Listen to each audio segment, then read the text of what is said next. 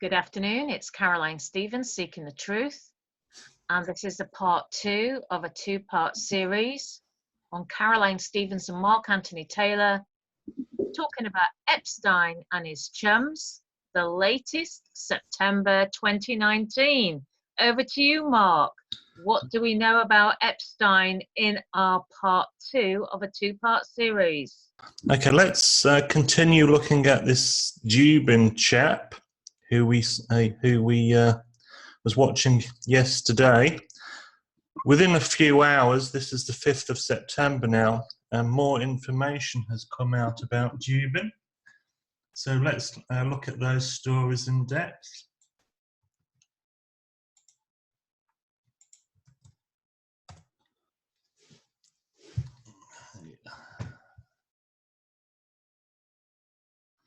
Jeffrey Epstein is dead, but there are still questions about his ties to hedge fund manager Glen Dubin and his wife Eva Anderson Dubin.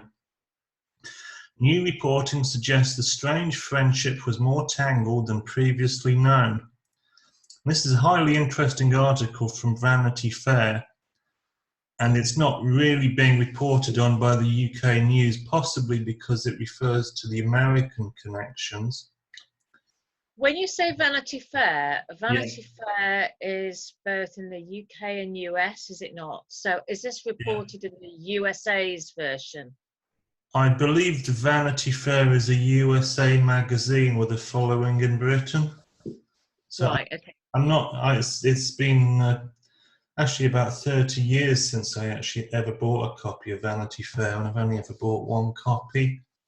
So I'm not sure, but I think it's some kind of woman's magazine, isn't it? I was going to say, yes. What made you buy a copy, or was that digressing? Anyway, I can't remember now.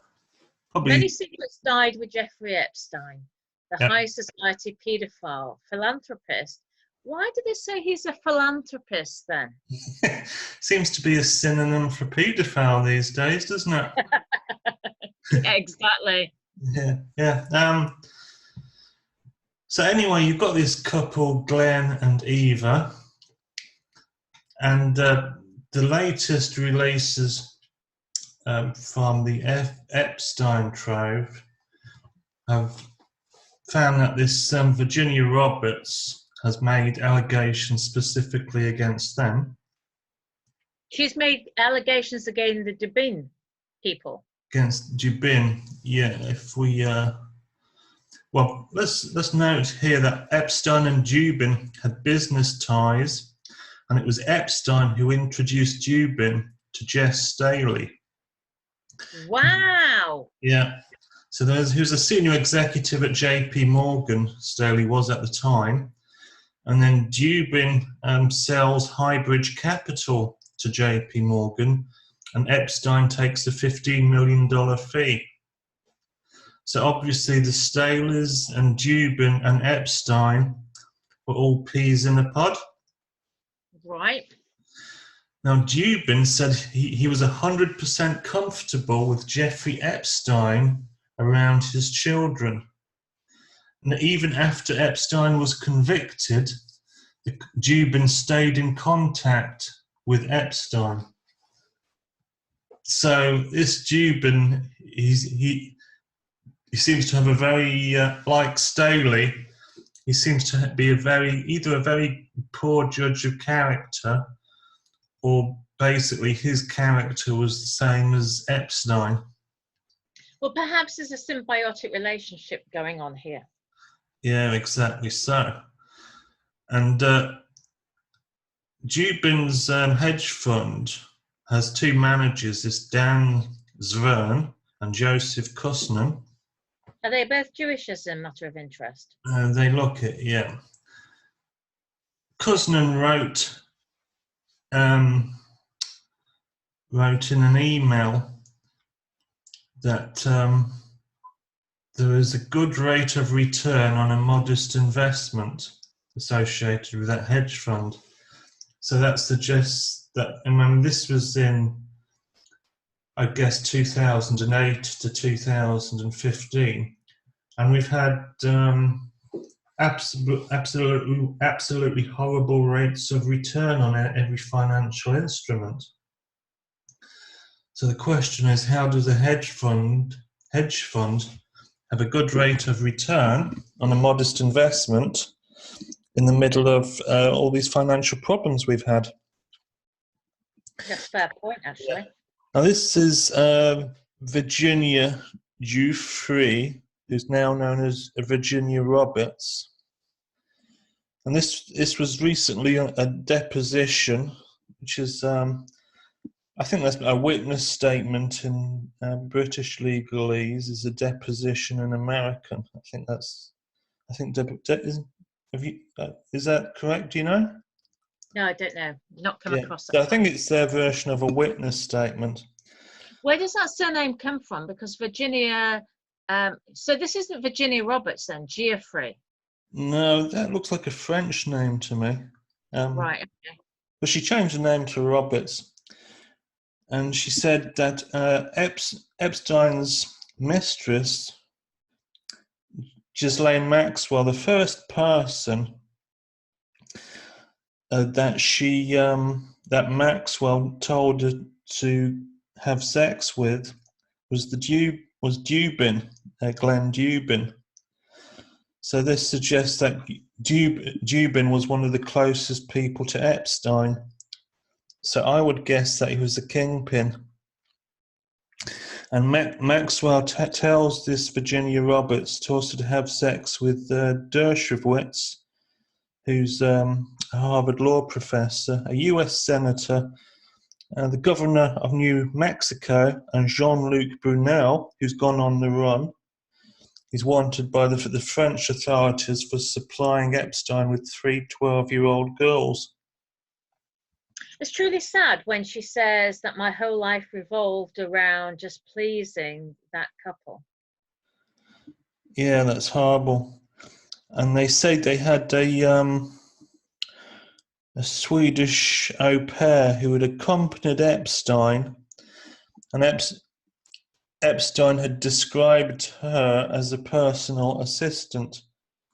So apparently, supposedly running hedge funds and multi-billion-pound investment firms, and his personal assistant is a 15-year-old Swedish girl. So who was the supposed parents of this 15-year-old Swedish girl? I mean, wake up one day and did they hand the child over? That seems to be an unknown, but that allegation was made by Ronaldo Rizzo. He was a chef along with his wife Deborah for the Dubins. The Dubins deny knowing anything about that 15-year-old Swedish girl, but I don't see any motive for why Ronaldo Rizzo would lie about that, because they don't seem to have anything personally to gain. So I'd be inclined to believe his testimony. Yep.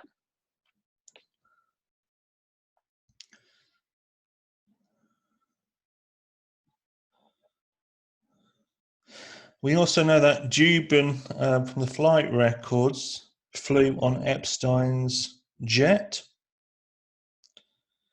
But they say that Epstein wasn't on the flight when they were flying. But that jet is, as we know, called Lolita Express.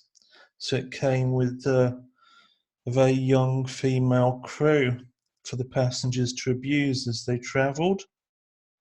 Really? Yeah, that's what. How young are we talking about? That's Lolita Express. That's Epstein's jet.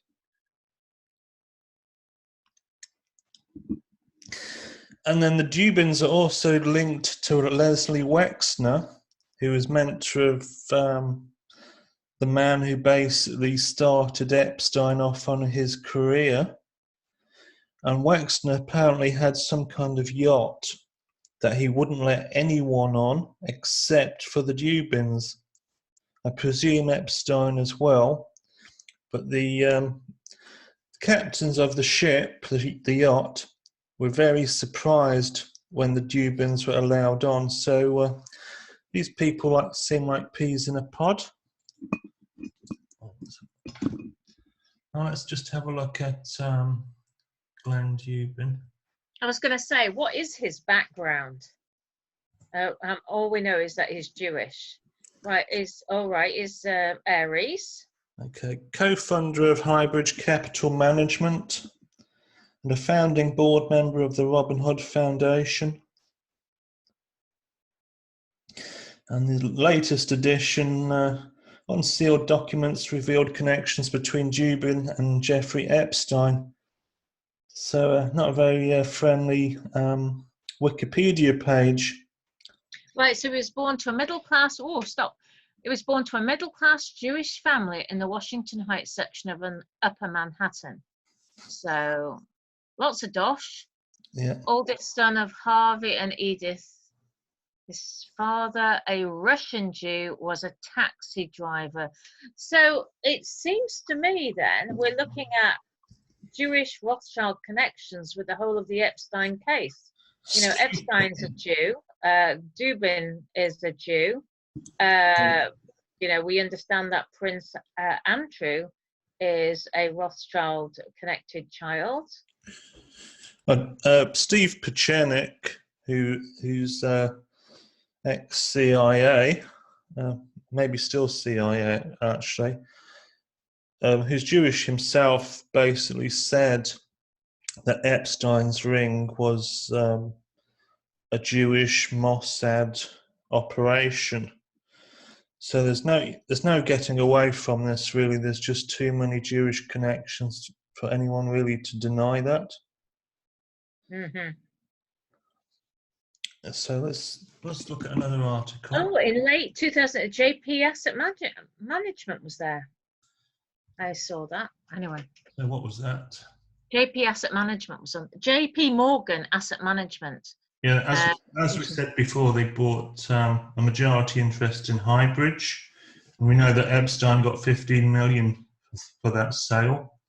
That was while Staley was CEO, not CEO, just an executive. Well, I mean, in the UK, a lot of people will have heard of JP Morgan Asset Management, which is why I particularly picked up on that. Yeah. So that links together Staley, Epstein, and Dubin. So if people think this is purely of American interest, well, Staley is the CEO of Barclays Bank in the UK. Yes, absolutely. Okay, let's have a look at the Robin Hood Foundation that Dubin founded. I didn't realise Harvey Weinstein was part of that. Yeah, we look at the list of the board of directors. Oh my gosh. Oh, Lehman Brothers. Sorry? Lehman Brothers is involved. Well, formerly of Lehman Brothers, which no longer exists. Gwyneth Paltrow's The Pretty Face.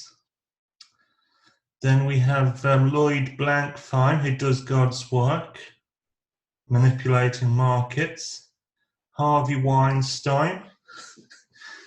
You'd really want him on the board. Not so much of The Pretty Face, perhaps. Yeah, not so much The Pretty Face. We've got a lot of Jews and a very nice lady, Gwyneth Paltrow, who I don't believe is Jewish, is she? Is she the odd man out? I'm not sure. I don't think so. She's the odd person out, isn't she? You've got the likes of the demoness Lady Gaga, who's well known to involve Kabbalistic symbology in her pop videos, so demonic stuff. So they have her performing at the annual fundraising galas, and the Robin Hood appoints author and veterans advocate as its CEO, Wes Moore. And interestingly, he's a Rhodes Scholar, which is the Rhodes Chair was set up by the Rothschilds, wasn't it? Well, just look at this then. Cecil Rhodes. Well, Wes Moore grew up in poverty in the Bronx in New York, became a Rhodes Scholar at the University of Oxford. So how do you go from living in poverty in New York to becoming a Rhodes Scholar? at Oxford University, and then a para and captain in the 82nd Airborne. An investment banker. This is a guy who's been groomed. Yeah, let's see what his education is.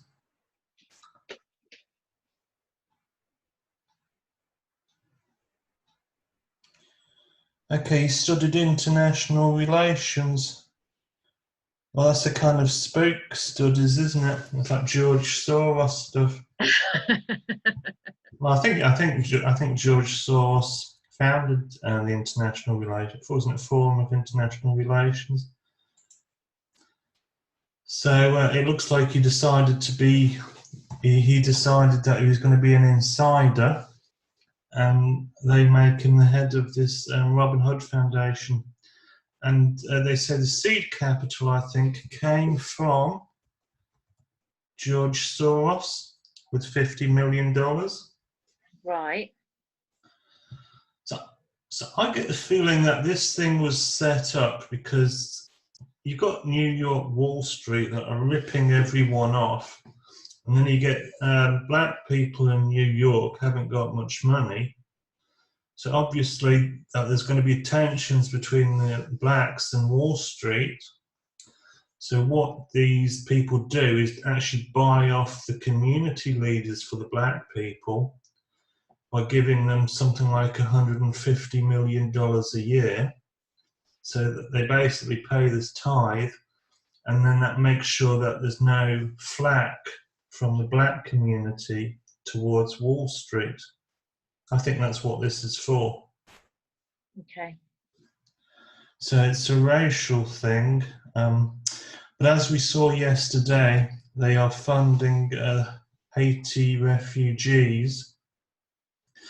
And we see that there's Weinstein and Epstein and Dubin and these nasty characters all involved setting this charity up. It's all linked with the banking fraternity. Yeah, You've got Goldman Sachs there, Lehman Brothers, that was, Richard Fould, formerly of Lehman Brothers, but it is all the banking fraternity. What did we hear from yesterday? That lady from UNICEF, which board was she on? She was on Wealth. Mary Callahan Erdoes, I think. She was on a wealth management. Wealth and Management CEO. Yeah, exactly. Now, within the last few hours, there's an article released, which you can see on the Sun. I don't think the Guardian is. It's funny that the Sun reports a lot of stuff that the Guardian won't, with respect to all the Epstein stuff. Well, it sort of divides the people, doesn't it? So you've got sex slave files, Jeffrey Epstein, sex slave list sourced by hundreds. 10,000 page document. Wow. So this, there was some John Doe character who tried to block the release of this information yesterday. Why? Well, guess who he is? Guess who? He was John Doe. Is he a senator? No, it's a bit more humdrum, but it's quite obvious when you think about it. Miss Maxwell's attorney, Jeff Pagliaccia, in an effort to block or at least delay the court release, said something or other. But I think it was probably Ghislaine Maxwell who tried to get this stuff blocked. I think Ghislaine Maxwell's possibly John Doe. That could suggest that she's still alive, and the fact that her attorney is still involved suggests that not only is she still alive, but that she can still send messages to her attorney. Are you there? I am. Oh, yeah. So basically, you're saying that Miss Maxwell is purporting to be John Doe? I think so. Someone tried to block anonymously block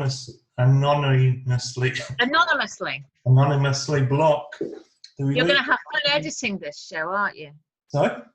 You're going to have fun editing this show. Yeah. I won't edit that out there. It's for verisimilitude. Well, you might need to edit the bit. Are you still there? Have you fallen asleep? No, that will stay in. So that's interesting. 10,000 documents have come out, allegedly exposing hundreds of more individuals. So I'm expecting a lot more on the Robin Hood Foundation to come out. So obviously, a lot of these people are involved with that. Let's have a look at the Clinton Foundation that was operating in Haiti. Let's do a review of that. Foundation reportedly failed to disclose identities of 1,100 donors. Now this Clinton Foundation, I think, has about $2 billion. It doesn't seem to donate anything to anyone, black or white. So it just collects it all in. It just collects it, but doesn't seem to have anything to spend it on. And it's called a Clinton Foundation. Well, I guess it's for the destination of the Clintons then. Yeah, so it fails to disclose identities of 1,100 donors, and I presume that includes Chinese Communist Party, Russian oligarchs, and probably dozens of tin pot dictators from South America. Let's have a look at Laura Silsby. Who's Laura Silsby? Laura Silsby was some kind of so-called aid worker. She goes over to Haiti under this as a part of this Baptist church mission. So she claims to be kind of a Baptist Christian, but she's caught on the border just after the 2010 earthquake in Haiti. She's got a school bus with 33 children on board that she is trying to drive into the Dominican Republic. Has no proper documentation. There's no explanation from her why she's driving 33 children into the Dominican Republic. And if you go, so there's a suspicion that she wanted to traffic the children. So she's arrested. She said she planned to build an orphanage there, but there was no orphanage, and there was no planning application. I always find it really incredible when women get implicated in these debacles. What possesses any woman to do this? Well, there are definitely evil women in this world, I can tell you that. And a lot of the most evil ones are promoted to the tops of industry and government, so that they claim that they've got like a female or a woman representing womankind, and what they're really representing is evil. So anyway, this... I was going to say, moving on to this Clinton cash that you were just showing, it said that I wasn't aware that in 2000, Bill and Hillary Clinton owed so many millions of dollars in legal debt. Why did they get themselves in so much debt?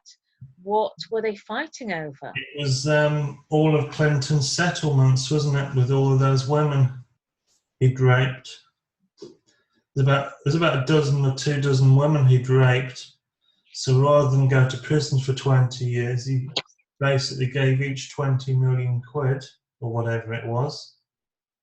So paid a big fat settlement in return for immunity for criminal prosecution. and he ends up owing huge amounts of money to lawyers. So it just shows there is strength in unity, because if there hadn't been so many women coming forward, then one woman would not have been successful, perhaps. That's right. And with one woman, they could just do her in, and then they say they got nothing to do with it. But if it turns out everyone who's accused him of rape ends up dead, then that looks like a pattern, doesn't it? And it turns out that one of the key donors was a Russian mafia kingpin, a money launderer. They used the Clinton Foundation to negotiate a Russian takeover of US uranium mines. So any talk of Russian collusion from Hillary Clinton is complete hypocrisy when you see what her foundation was getting up to.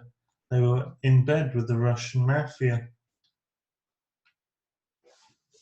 Oh, now, what was the significance? Why did they, you just passed up there, about a reduction in the cost of drugs for HIV and AIDS? You just passed it again. What was their emphasis on these AIDS drugs? Is this the LGBT agenda which the New World Order wished to roll out to the rest of us? No, you see, because they're charity, they have to basically name things that their charity does, such as provide earthquake relief in Haiti and increasing crop yields in Africa. So they say these things that they're going to do, but like they spent almost nothing in Haiti. So they just put these as a list as their charitable causes without actually, they raise the money for it, but it's like the money's resting in Bill Clinton's bank account.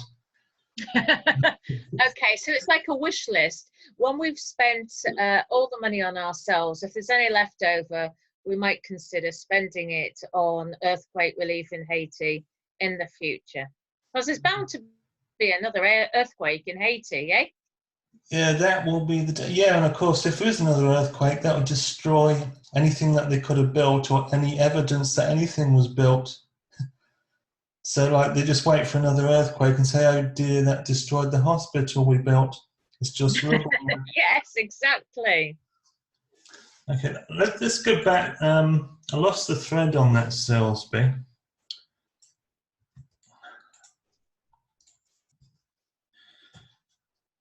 She was the one with the minibus with children that didn't have the papers. What were they planning to do? Yeah, and she was defended, I think, by someone who turned out to have child trafficking charges in the Dominican Republic. And it turns out that those 33 children, none of them were orphans. They all had parents. And yet there wasn't a single parent on the bus. Did the parents know that their children were whizzing off in a minibus? I do not know. That's never explained, but I presume that they were kidnapped, those children. Shocking. Yeah, or maybe the country's in chaos. So you've got like no buildings, and they put all the children on the bus and neglect to identify if any of them have parents, and just decide to drive away with them. And actually, it's known from the Clinton emails that Laura Silsby was actually a friend of the Clintons.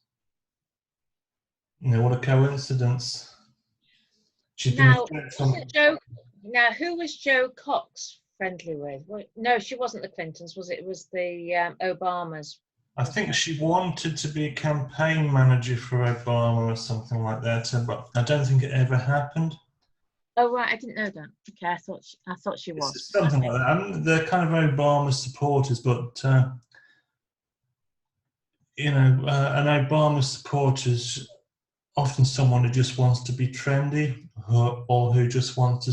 It's a way of saying that they want to be part of the deep state. Right.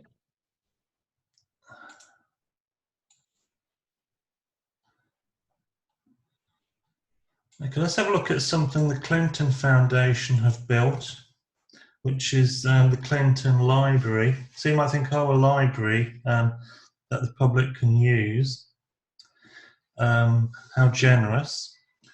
Okay, the public can use that, but if you have a look on the Google Maps, that's the Clinton Library, and this is the satellite view. What you can see on top is actually a garden. If you look at the scale of this, it's about 15 meters wide, which is 45 feet. It's about 50 meters long, which is 150 feet. So this is a fair-sized roof garden. Yeah. Built with Clinton Foundation money, and it's a private garden that only the Clintons can use. And yet it's built with charity money. And this is in Arkansas, is it? Yeah, Arkansas. Arkansas. Arkansas. Yeah, I've got a problem with this place, like you've got the problem with Haiti. Yeah, that's right. So obviously they're willing to dip into that Clinton Foundation and spend whatever they want on themselves. Well, it's funny actually, because over in the UK, you have a situation where companies can conduct pension schemes on a self-administered basis. But when they buy works of art, those works of art are supposed to be made available, I think, for other people to look at. They're not supposed to just utilize them for themselves. Well, I think the entire art world is a scam in itself. I think it's. Well, it's a bit like the Emperor's New Clothes, isn't it? Wow, isn't that amazing? That must be worth £8 million. Yeah. Yeah, if someone buys something for like $1 million, they sell it for 100 million, and it's reported that the price of that work of art has gone up by 99 million. But what you're not told is that the two people doing the deal, one has done a favour for the other. So obviously, with all these paedophile connections, it's just a way of transferring large amounts of money to people, and they just report it as an increase in value of the art collection. You mean money laundering? Okay, so we've got an article here. So you got the Clinton Foundation in Haiti. Oxfam failed to report child abuse claims in Haiti. Right, what date was that? Sorry, what date was that article? 2019, June 2019. Yeah. Again, something that's not well publicised. They don't like to publicise a lot of this stuff, the elite. And it said that there's serious problems with the culture, morale and behaviour of the Oxfam staff in Haiti. Well, they could have just said behaviour. Obviously, child abuse is bad behaviour, but a culture is a collective thing. An individual doesn't have a culture. The collective has a culture. So that's basically saying that the entire staff were basically happy that this was going on. Yeah. And there are secret investigations by the executives who basically didn't do anything. So they kind of launch an investigation because they're asked to by some staff, and then they just ignore the results. The same kind of thing we've seen with bank auditing, we see with these charity auditing. And as a result of the bad behaviour of Oxfam staff, it lost thousands of donors. And they say here, what went wrong in Haiti did not happen in isolation. It happened over a number of years, and the internal culture tolerated the poor behaviour. So this isn't just one-off child abuse. It's something that is ongoing. And the individuals responsible would just move from one region to another, continuing their abuse. and the staff would just let it happen. Paid for staff. Why do you think Haiti has been singled out? What's so special about Haiti? I think there's a number of things. The infrastructure was destroyed with the earthquake, which means that the people are impoverished and they haven't got good telecommunications. So obviously they can't set up their own blog and expose what's happening to the world. So it's partly poverty, but I think another part of it is that these children have been trafficked as spare parts for the worldwide spare organ trade. And in Haiti, you haven't got major heavy metal industries as you do in, say, China. So a lot of those organs will be free of heavy metal pollution. And Wow. in the West, most white children have parents watching over them, and the police do a better job because they haven't had the infrastructure that's destroyed. So it's kind of more difficult to systematically harvest body parts from Western children. So that kind of leaves kind of Africa and various places around the world that are a bit isolated, where you can harvest these organs en masse. I think it's the president of Haiti is basically crying out for justice, and no one will listen to him. Because it wasn't just Oxfam, it was UNICEF and Children in Need and things like that, Save the Children, that are all doing this stuff. So this seems to be why people join the charity. They join the charity so that they can go abroad and do this to kids. So when you look at like the Robin Hood Foundation, that supposedly is helping disadvantaged black children, you really do have to be deeply suspect about what that is all about. Why the likes of Dubin, Weinstein and Epstein would get involved with that. So that's the conclusion, that this might seem kind of far away and in America, but it involves Prince Andrew and the rest of the royal family, and the fact that you have the former EU Commissioner, Peter Mandelson, on Epstein's Island. And you have a whole slew of politicians all around the globe who happily support Hillary Clinton and are basically against Trump. And they're only against Trump because Trump's opponent is Clinton, and they're in with the Clinton-Epstein paedophile ring. Remember that it was Hillary Clinton's friend,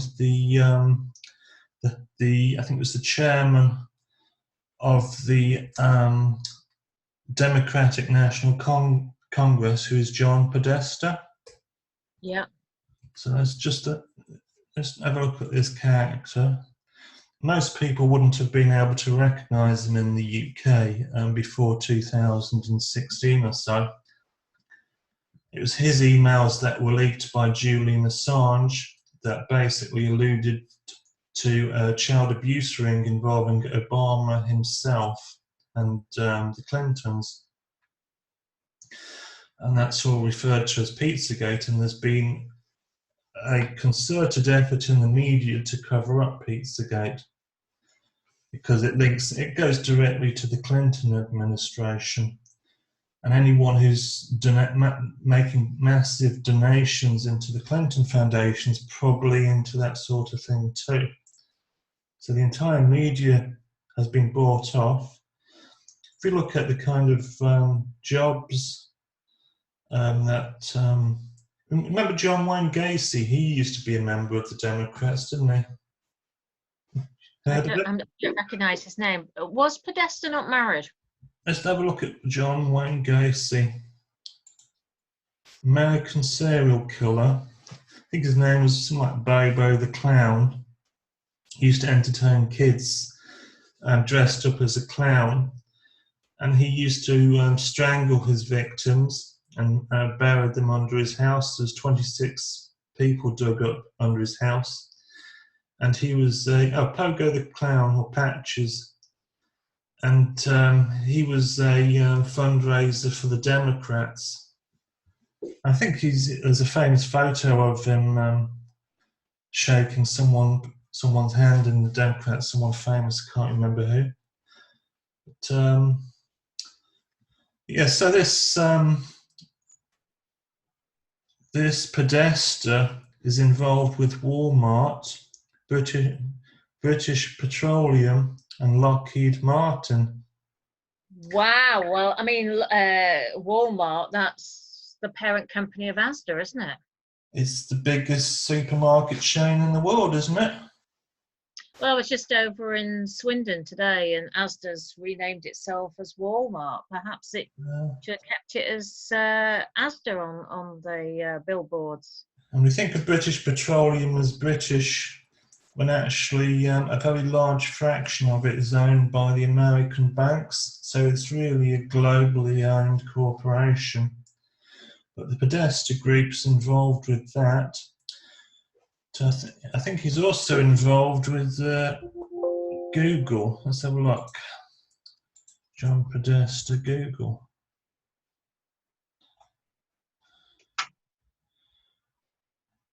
I can't quite see that. But the Podesta emails expose Podesta's links to paedophilia. So let's have a look. Pizzagate. So you can see he and his brother there, they match the photo fit to the people associated with the Madeleine McCann disappearance. And if we look at artwork of John Podesta, gone through this so many times now. That's the position of a victim. I think he was killed by Jeffrey Dahmer. They've got that in their front hallway. So you go into the Tony Podesta's house, and what greets you is this artwork based on a murder victim. Was that him and his wife there? Not too sure who she is. Is that not sick, or is that not sick? Yeah, that's sick, isn't it? I wouldn't have anything like that in my house, I tell you that. And there's compilations of this sort. I think Google is systematically trying to strip any references from this stuff, but you can see the kind of pictures he puts up on the wall. Children in chains, which is, he should have been convicted for this stuff. But he gets away with it, and they just call it debunked, even though everyone knows that these images exist, and they just say, oh, it's debunked. So no police force in the world is looking into John Podesta. Because once they start undigging that, then that's basically the equivalent of an Epstein scandal, as big as the Epstein scandal, that directly incriminates Hillary Clinton and Jimmy Comet, who is probably a Rothschild. So you've got Jimmy Comet there. He loves children, and so this is. How old is Jimmy Comet now then? And who is Jimmy Comet? The proprietor of Comet Ping Pong Pizza. It's a pizza house that John Podesta and Hillary Clinton frequents. That's the in New York or Washington? Washington, I think. And that's the kind of pictures he puts on his Instagram page, children in bondage. Oh, that is truly sick. That one there, just Cancelo. This children. This So one? that's a real child, or is that Photoshop? This one. I think The one above it, actually. that's a real child, yeah. So that's the kind of thing this man puts on his Instagram page. He likes to be photographed with babies, has open-mouthed babies there. There's a picture of something he calls the murder room. And he has ping pong tables in his pizza shop, and likes to be photographed playing ping pong with children. But what's the significance of the ping pong bit? I think the ping pong was to encourage children to go to his pizza restaurant. So you have a pizza restaurant with pizza tables at the back for children. So it's a sort of entrapment, really. It's an enticement. Yeah, and he invites weird pop groups to that pizza restaurant to play in the evening, and they've got kind of well, they're all degenerate, decadent stuff, far more degenerate than anything that comes out of, say, Lady Gaga's mind. We've got two guys in the middle of the screen now. Thing. Well, Yes. I'm just being homosexual is not a crime, but when they stick the kids' faces on, that's highly suspect, isn't it? Yes, very. So anyway, that's the other half of kind of the Epstein scandal that the press don't want to go into, but it's kind of leaking its way or eating its way into that other half. And once it eats its way too much, it'll basically out Hillary Clinton. And then as we see, there's all these links to British Petroleum and Lockheed Martin and Walmart and all these other big names. Right, Lockheed Martin is directly connected to Philip May, Theresa May's husband. The defence industry, yeah. So you can see why they tried to cover Pizzagate up. They didn't manage that with Jeffrey Epstein. I think if they could have got away with it, they'd have said that had been debunked too. But they didn't get away with it. See, the thing is, these children are very small, so they're not likely to be good witnesses or remember much, or some of them get killed. So that there's not the witnesses there to testify against the adults, whereas Epstein was into 14-year-old girls who were old enough to know what was being done to them and to take notes of locations and names. So Epstein didn't get away with it because he was being sued by his victims. Well, also, there's a picture here with Jimmy Comet, and I guess that child, although being young, was also possibly autistic. I don't know.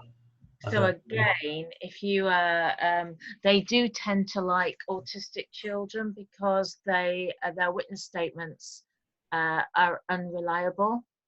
Let's have a look at the image. I can't read that. I need my glasses. New seating area procedure for your youngest guests. This is pretty creepy, bro. A young girl with her arms taped to a table with a man standing behind her. One of the comments says, "This is pretty creepy." I wonder if that child is autistic, and that's what they would particularly. I believe she's related in some way to Jimmy Comet. I believe Jimmy Comet's a Rothschild. But let's have a look at that murder room. Where is that room?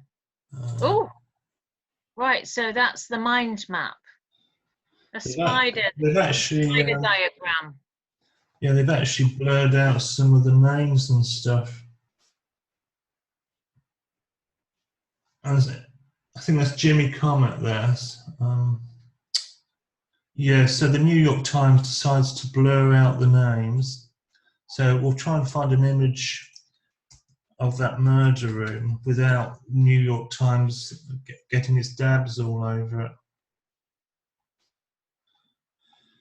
And of course, so you basically do a search in Google, and the top image is the New York Times, so they've blanked out the names. So obviously Google don't want you to look at that murder room. So let's try DuckDuckGo. Some say that DuckDuckGo is now in bed with Google. I can really believe that.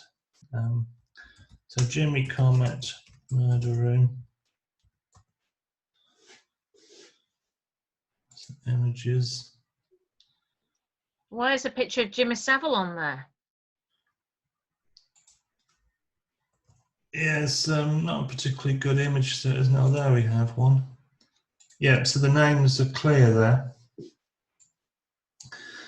So Jimmy Comet says, oh yeah, this looks fun. Someone says it's huge, it's big. Just rinse it off when you're done. Murder. Yeah, and Jimmy Comet says murder. Someone calls it a drunk tank. WWDJD. Don't know what that's meant to be stand for. Just a pile of money under a sheet. So you've got Comet fascinated with some kind of underground concrete room, haven't you? And thinks of it as a murder room. Yeah. So the New York Times, when it reports this, decides to blur these names out and then will report it as debunked. But why is it being debunked? Who says it's been debunked? Exactly.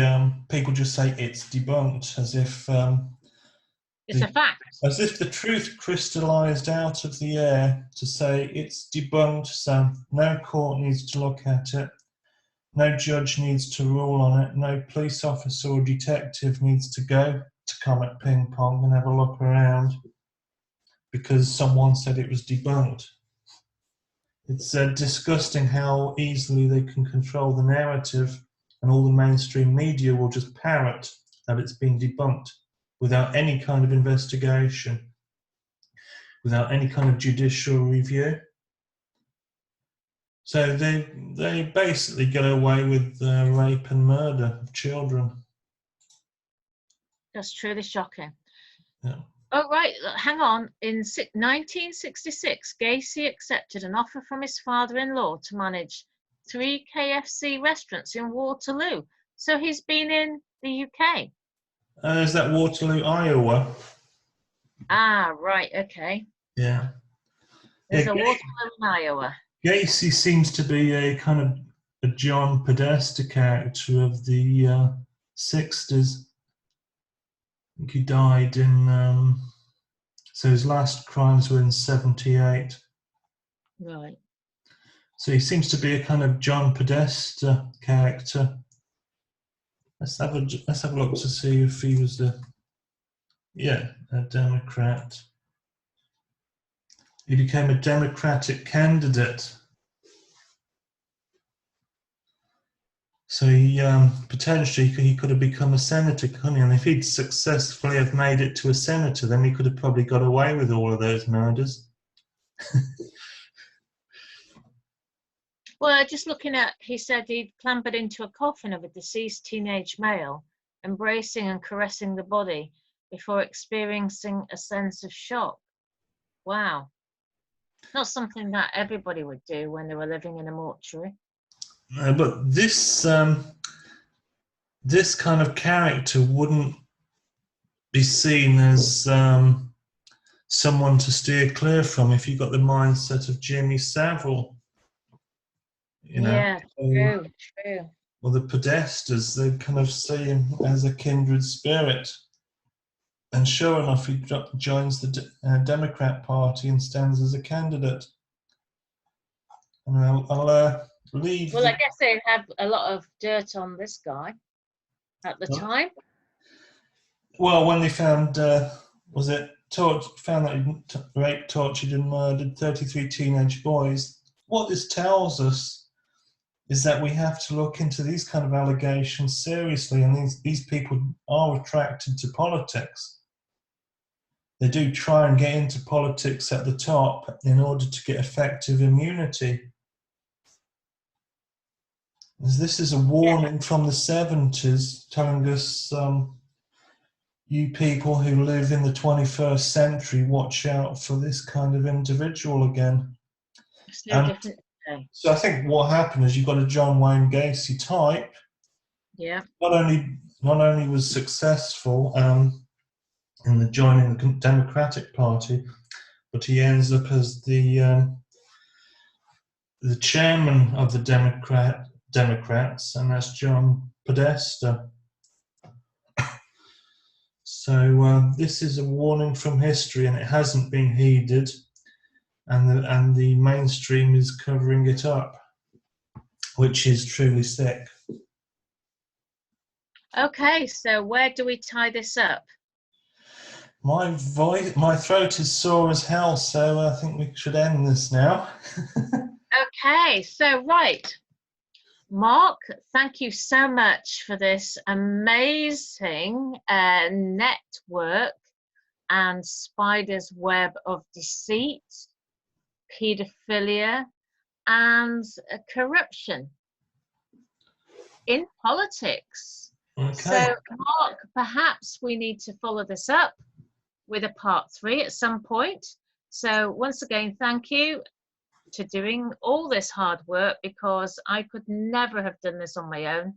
And I'd like to thank all our viewers for watching this, and I hope they can take this information and utilize it in some way, whether it's to put this information on Twitter, to send it to America, ask them to investigate, get Epstein, get Prince Andrew returned back to the USA to face any allegations, and start asking questions when you go into your Barclays Bank branch, when you fill up at the BP station. Should you be filling up at BP?